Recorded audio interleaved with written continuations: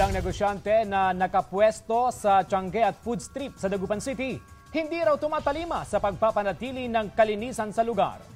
Yan ang balitang tinutukan live ni Jasmine Gabriel. Jasmine. Araw-araw ang isinasagawang koleksyon ng basura ng Waste Management Division dito sa Central Business District ng syudad.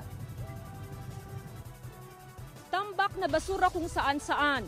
Yan ang problema ngayon sa Tiangge at Food Strip sa Dagupan City ayon sa Market Division. Yung iba, yung mga dumi nila, kuminsan nagsisiyar yung iba rito, kaya dapat siguro mag-assign din yung organizer ng parang task force din niya dyan sa Tiangge natin.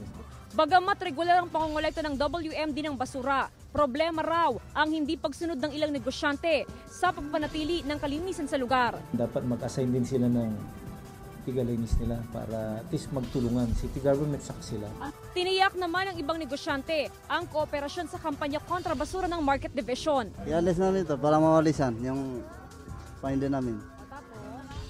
Para yung mga customer hindi sila nakawang. Linalagay namin sa plastic. May kumukuha din ng mga basura dito. So, minimake sure niyong malinis talaga po. O malinis talaga. Unti-unti na rin isinasayos ng LGU ang pupwestuhan ng daan-daang ambulant vendor. Hindi sila hindi sila dati kalat-kalat. Ngayon mas maayos na.